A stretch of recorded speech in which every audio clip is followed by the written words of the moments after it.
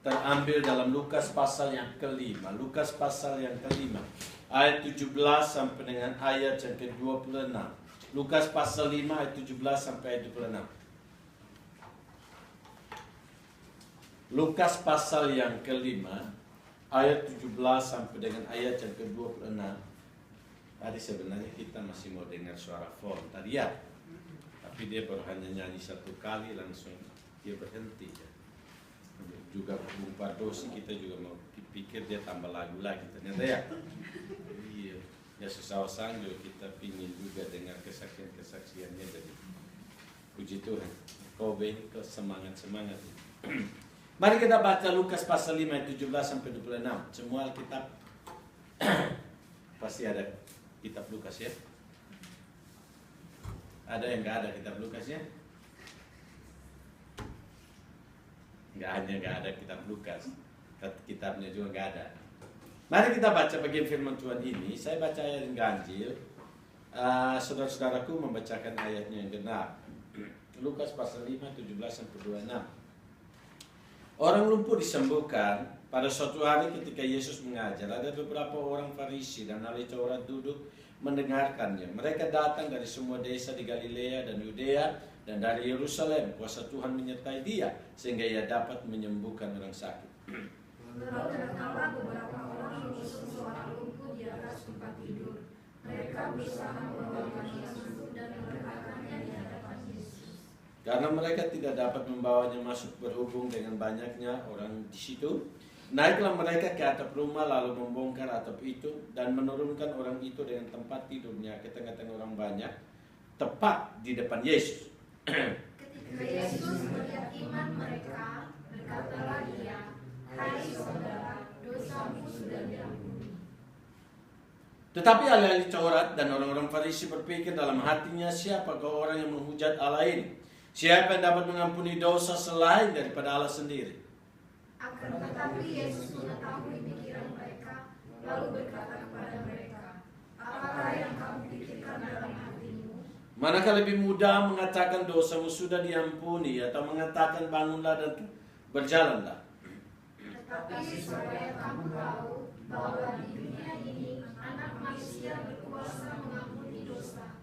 Berkatalah Ia kepada orang lumpuh itu, kepadamu kukatakan, bangunlah, angkatlah tempat tidurmu, dan pulanglah ke rumah." Dan ketika itu juga bangunlah ia di depan mereka, lalu mengangkat tempat tidurnya dan pulang ke rumahnya sambil memuliakan Allah. Semua orang itu takjub lalu memuliakan Allah, dan mereka sangat takut katanya, "Hari ini kami telah menyaksikan hal yang sangat mengherankan." Nah, jemaat Tuhan yang kekasih, tema kita hari ini adalah apa? Rahasia hidup berkemenangan. Nah, jemaat Tuhan yang kekasih, kalau kita melihat di sini kisahnya tentang seorang yang sakit lumpuh, betul ya? Dan dibawa kepada Tuhan Yesus, dan di sana dia mengalami dua kemenangan. Dan dua kemenangan ini, satu dia mengharapkan, tapi satu dia tidak mengharapkan, tapi dia dapatkan. Nah, kemenangan yang pertama yaitu dia menang daripada sakitnya, di mana dia sakit lumpuh, akhirnya disembuhkan oleh Tuhan sehingga dia menang dari sakitnya. Tapi kemenangan yang kedua yang tidak pernah dia pikirkan adalah kalau kita baca ayat yang ke-23 ayat yang ke-23, ayat 21, kita baca dulu 1, 2, 3. Tapi ahli-ahli Taurat dan orang-orang Farisi berpikir dalam hatinya, siapakah orang yang menghujat Allah ini? Siapa yang dapat mengampuni dosa selain daripada Allah sendiri? Ayat 23. Manakah lebih mudah mengatakan dosamu sudah diampuni atau mengatakan bangunlah dan berjalanlah? Ayat 24. Tetapi supaya kamu tahu bahwa di dunia ini Anak Manusia berkuasa apa? Untuk mengampuni dosa. Berkatalah ia kepada orang lumpuh itu, kepadamu kukatakan, bangunlah, angkatlah tempat tidurmu dan pulanglah ke rumahmu. Jadi hal yang kedua yang dia tidak pernah pikirkan ketika dia datang pada Tuhan, tapi ketika dia datang sama Tuhan, Tuhan kasih kemenangan buat dia yang tidak pernah dia pikirkan, yaitu dia menang terhadap apa? Dosa. Kemudian Tuhan bilang apa? Dosamu sudah diampuni. Ketika Tuhan katakan pada dia dosamu diampuni, berarti penyebab penyakit itu adalah dosa. Betul? Maka dosa, penyakit ini tidak akan disembuhkan kalau dosa orang ini tidak diampuni. Nah, pertanyaan saya adalah, kira-kira orang ini berdosa kepada siapa sehingga Tuhan Yesus harus mengampuni dia? Contohnya saja, kira-kira kalau Dewi minta maaf sama saya, begitu ya, kira-kira Dewi bersalah kepada siapa? Kepada saya, betul ya? Kalau Dewi minta, udah cari yang lain lagi dulu ya. Tadi kan udah Dewi. Bung Charles minta maaf sama minta ampun sama Bung Pardosi. Kira-kira Bung Charles bikin salah sama siapa? Sama siapa?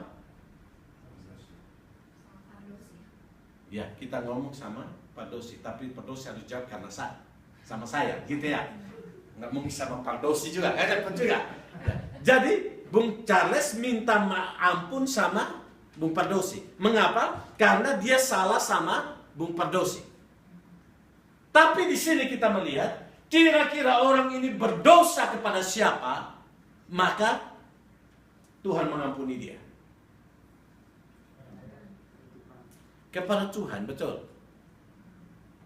Tetapi walaupun dia berdosa kepada Tuhan, tetapi perbuatan dosa itu pasti bukan langsung ditujukan kepada Tuhan, tapi mungkin kepada sesama. Nah, ini satu pembuktian bahwa Yesus itu adalah Allah, betul.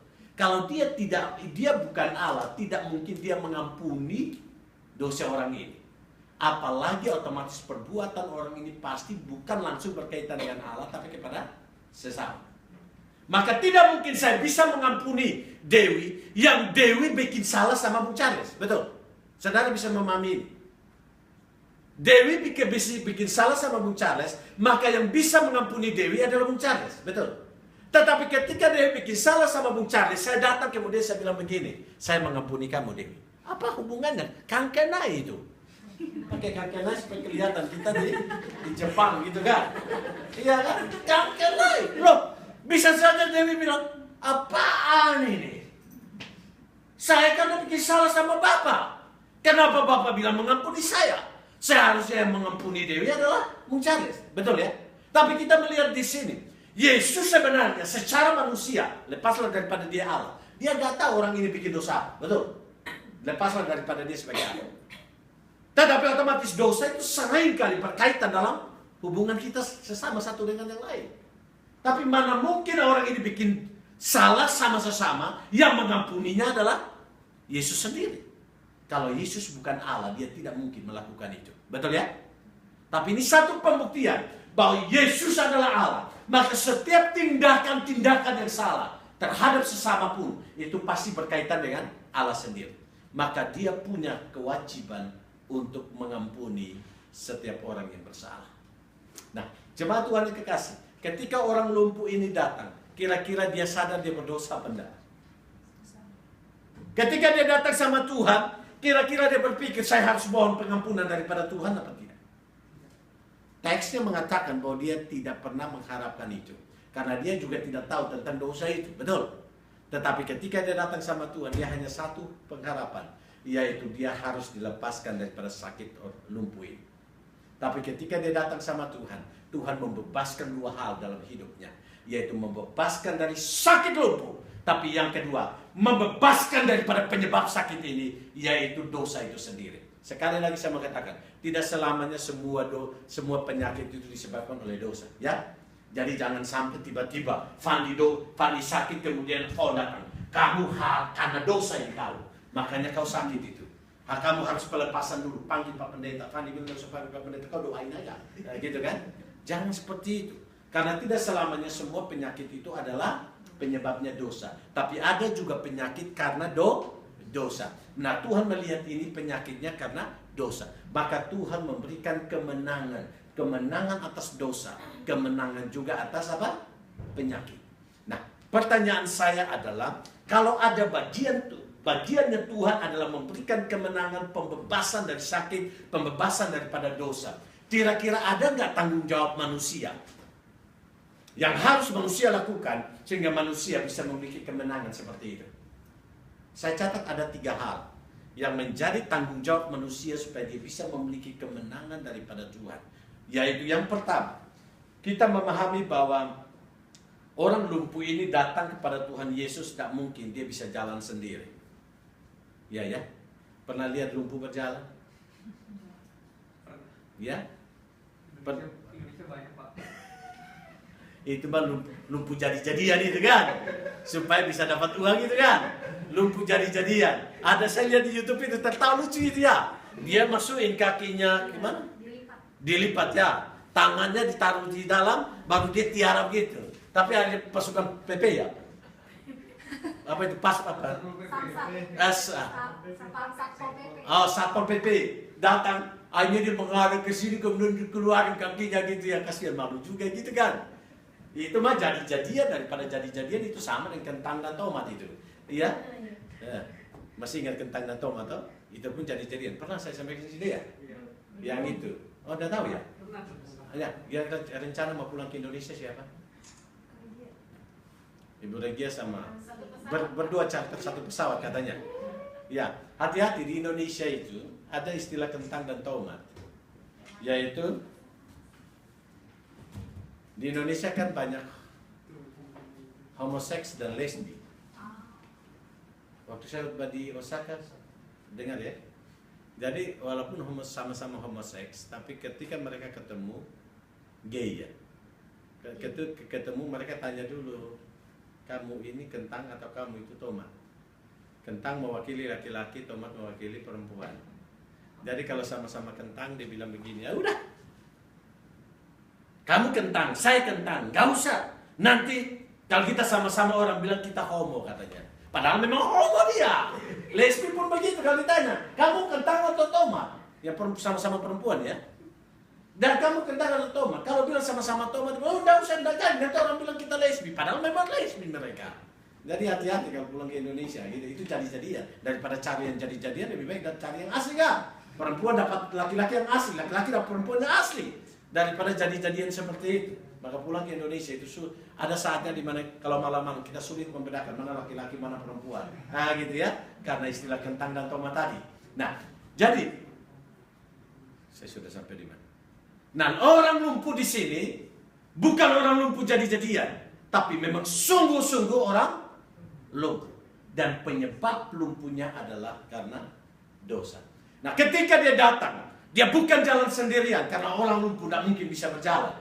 Maka di sana dikatakan ada orang-orang yang mengusung dia datang pada Tuhan Yesus. Dan kalau kita melihat konteks yang lain dalam Markus dan juga Matius, di situ disebutkan ada 4 orang mengusung dia untuk datang kepada Tuhan Yesus. Poin yang pertama, supaya kita bisa mengalami kemenangan dalam hidup, kalau itu berkaitan dengan tim, kita butuh namanya kerja sama. Coba saudara dan saya bandingkan. Ini orang lumpuh ini sedang ada di tandu. Kemudian ada 4 orang angkat dia. Satu di sana, satu di sini, satu di sini, satu di sini. Betul ya? Coba saudara bayangkan. 2 ini menghadap ke sana, 2 ini menghadap ke sini. Ketika mau angkat sama-sama, ternyata yang itu angkat duluan, ini terlambat angkat. Bagaimana ada orang lumpuh ini? Jatuh dia. Ataukah yang kedua, mereka belum sepakat kira-kira arah kemana kita jalan. Ketika diangkat, itu jalan ke sana, ini jalan ke sana, ke sini. Bagaimana dengan orang lumpuh ini? Jatuh dia. Betul. Maka di sini namanya 4 orang ini butuh kesepakatan, punya visi yang sama, punya tujuan yang sama, punya arah yang sama. Betul ya? Kalau tidak punya itu, orang lumpuh ini tidak mungkin sampai pada Tuhan Yesus. Maka di sini poin yang pertama yang perlu kita lihat adalah supaya kita bisa mengalami kemenangan demi kemenangan dalam gereja ini, kita bisa mengalami kemenangan dalam rumah tangga, kita bisa mengalami kemenangan dalam pekerjaan, kita bisa mengalami kemenangan dalam pergumulan hidup. Kita butuh satu hal, yaitu kita butuh kerjasama satu dengan yang lain. Ketua tidak mengatakan saya lebih hebat daripada sekretaris. Sekretaris tidak mengatakan saya lebih hebat dari bendahara. Kalau nggak ada bendahara, bagaimana kita bisa makan selesai ibadah? Betul ya? Tetapi bendahara juga tidak bisa melihat bahwa kita bendahara lebih hebat daripada seksi ibadah. Betul. Karena kalau kita makan terus, bagaimana kita gak ibadah? Lama-lama ya kita semua ini kolesterol semua. Nah, gitu ya. Maka di sini kita melihat semua ini butuh kerjasama. Betul ya? Ketua punya tugas, sekretaris punya tugas, bendahara punya tugas, seksi ibadah punya tugas. Maka kita memahami semua alat musik ini adalah sebuah pelajaran buat kita. Gitar itu ada berapa senarnya? Berapa? 6. Kalau saya main gitar hanya 5 senar. Karena tali 5 putus pernah. Gitu ya. Ada 6 tali, 6 senar. Kira-kira senar ke-6 senar ini bunyinya sama apa enggak?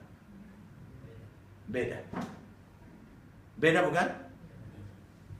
Pertanyaannya, mengapa yang beda itu harus dipetik semuanya secara bersama? Karena di sanalah kita melihat keharmonisan itu tercipta oleh karena kebersamaan. Hanya bunyi satu saja, tali satu saja dimainkan terus. Gimana? Monoton, betul? Tali 2 saja dimainkan terus, monoton. Tapi ketika itu divariasi, keharmonisannya luar biasa. Ditambah dengan suaranya, Bung Pardosi, Bung Fon, Bung Fandi, Bung Charles, dia bikin suaranya mantap itu. Ibu Regia Dewi Sinta, kemudian Pak Kris Michan, apalagi ya Susawasang punya suara. Kalau itu ditambahkan, keharmonisannya luar biasa bukan? Akhirnya poin yang pertama, gereja tidak akan pernah mengalami kemenangan dan kemajuan kalau tidak pernah tercipta namanya kerjasama. Betul ya? Kenapa? Kalau tidak tercipta kerjasama, seindah apapun lagu itu, suasananya tetap hambar. Betul? Mau ibadahnya, pengkhotbahnya sehebat apapun juga, kalau suasana di antara kita sendiri tidak tercipta kerjasama dan keharmonisan, rasanya berat hidup ini. Betul? Ibadah itu rasanya kering. Tetapi pendetanya itu khotbahnya tidak terlalu bagus seperti saya sekalipun. Nggak bagus seperti saya sekalipun. Tapi di sini tercipta kebersamaan. Suasana kebersamaan itu lebih indah daripada khotbah pendeta itu. Betul? Bahkan apa? Saya rindukan. Saya tidak pernah menyebutkan jemaat di dalam gereja. Tapi saya akan terus menyebutkan jemaat itu adalah keluarga. Karena dengan keluarga itulah kita punya keharmonisan satu dengan yang lain. Maka poin yang pertama, kita harus menciptakan kebersamaan. Saya mau kasih tahu, sekaya apapun sebuah rumah tangga, tetapi suami, istri, dan anak-anak tidak punya keharmonisan, rumah tangga itu akan menjadi neraka. Maka kalau suami mau pulang ke rumah, dia rasanya tidak betah di sana. Istri mau pulang ke rumah, tidak akan betah di sana. Anak-anak lebih betah di rumah tetangga daripada pulang ke rumah. Kenapa? Karena tidak tercipta keharmonisan di sana. Amin itu? Bicara apa-apa? Betul? Begitupun tempat pekerjaan, betul? Kalau di tempat pekerjaan itu kita selisih paham satu dengan yang lain, apalagi satu lain itu ya, tiba-tiba kita lihat bukan cemberut seperti buah durian gitu kan, buah pepaya ya. Yang itu datang lagi dengan mukanya begitu. Seringan apapun pekerjaan, rasanya beratnya minta ampun, betul? Jadi rasanya itu, masuk jam 8 selesai jam 5, rasanya itu untuk menyelesaikan sampai jam 5, rasanya 5 tahun. Kenapa? Karena suasananya tidak indah, betul ya? Tapi kalau tercipta kebersamaan, suasana happy, suasana sukacita, saya percaya, kok rasanya kok sebentar saja ya, betul ya? Makanya kalau datang ibadah di Kobe ini saya rasanya kok sebentar aja gitu ya. Jangan sampaikan ke Osaka ya. Iya, ya. Oh ya. Tapi Osaka juga suasananya mantap. Apalagi selesai ibadah kan makan-makan juga itu. Ya. Jadi di sini kita melihat poin yang pertama. Rahasia kita memiliki kemenangan adalah kebersamaan. Mengapa? Saya berikan satu contoh. Kadang Tuhan tidak menyediakan berkat bagi kita, tapi Tuhan tidak langsung menyalurkan berkat itu langsung pada kita, tapi Tuhan kadang menyalurkan berkat itu melalui orang lain. Saya berikan contoh ini. Salah satu contoh adalah orang yang buta sejak lahir.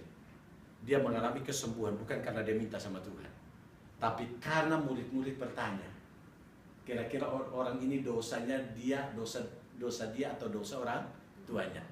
Melalui pertanyaan ini Tuhan menyembuhkan dia. Betul ya? Pertanyaan saya, apa karena dia minta? No. Tapi melalui pertanyaan orang lain, murid-murid, dia terima berkat. Yang kedua di sini kita melihat, orang ini butuh kesembuhan, tapi dia tidak pernah bisa untuk datang sama Tuhan secara langsung. Dia butuh orang lain yang memopong dia. Betul ya? Jadi Tuhan memberkati dia melalui orang lain yang memopong dia untuk datang. Tapi orang lain yang ada di sekitar pun butuh namanya kerjasama.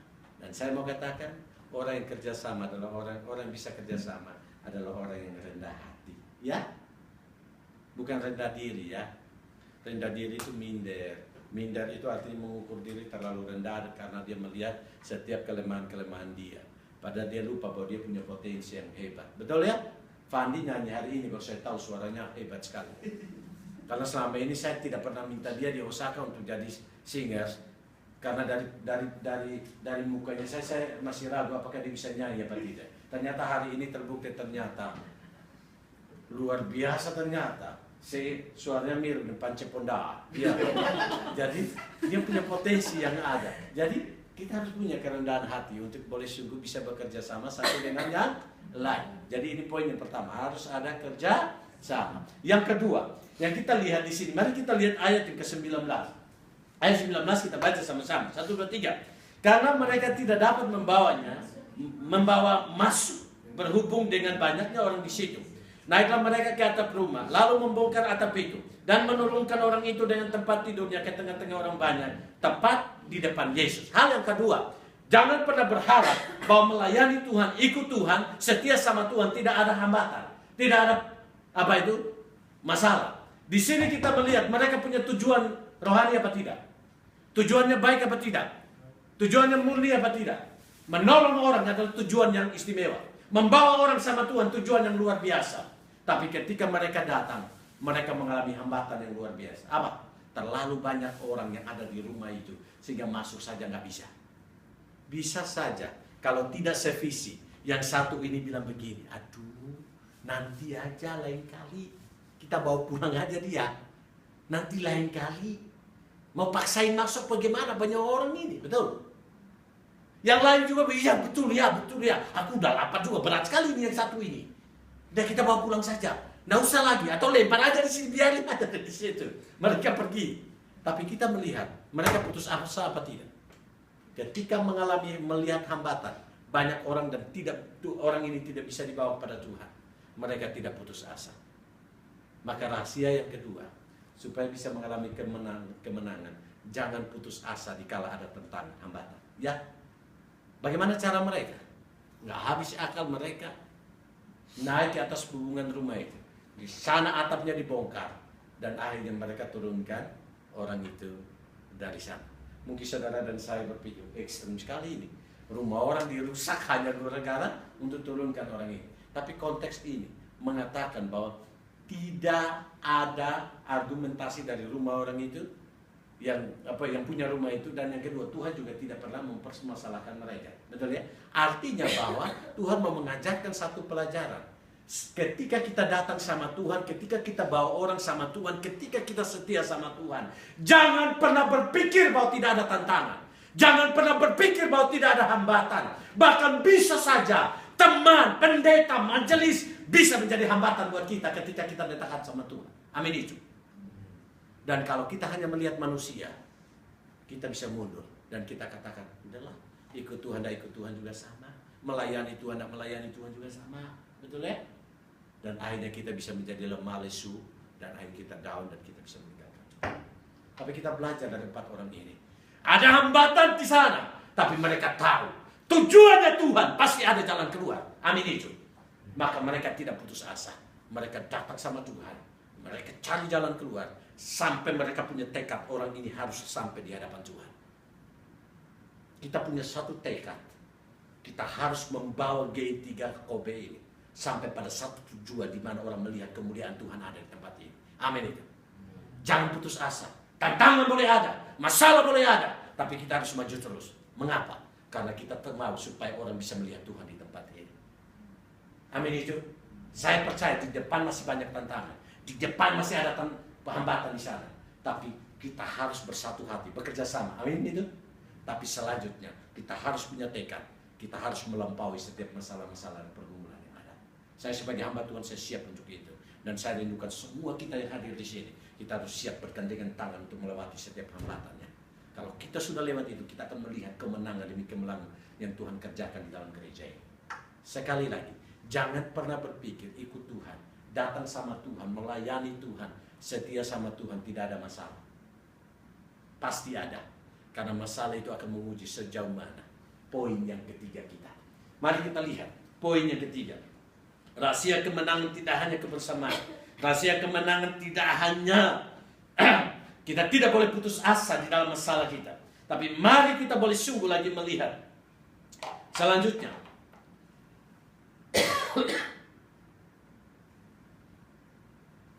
Ayat 20. Mari kita baca ayat yang ke-20. 1, 2, 3. Ketika Yesus melihat iman mereka, berkatalah ia, hai saudara, dosamu apa? Sudah diampuni. Pertanyaan saya, iman di sini siapa? Iman siapa yang dilihat oleh Yesus?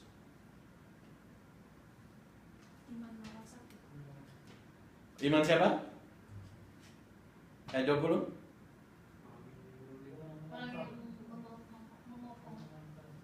Ya, istilah di situ mereka. Mereka di sini bukan hanya orang lumpuh itu, tapi termasuk mereka yang memopong dia. Mengapa orang yang memopong dia pun dilihat imannya?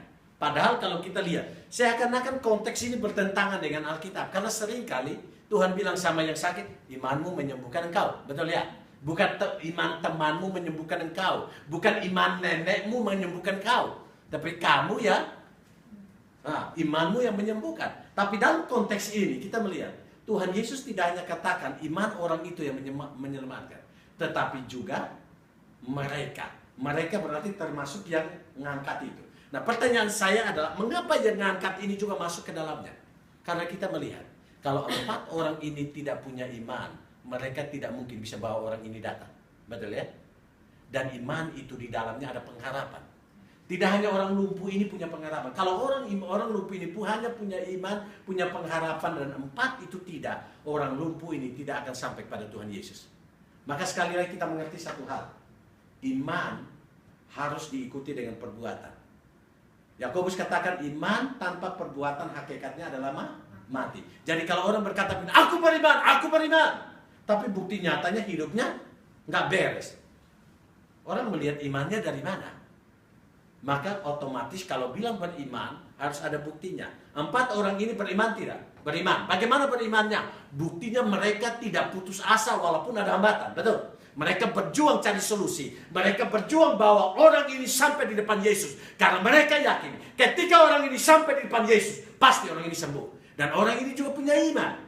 Bisa saja ketika ada hambatan, bisa saja dia bilang sama mereka, aduh kalian capek angkat saya, enggak usah lah, belum tentu saya sampai di sana saya sembuh juga, pulang aja, betul ya?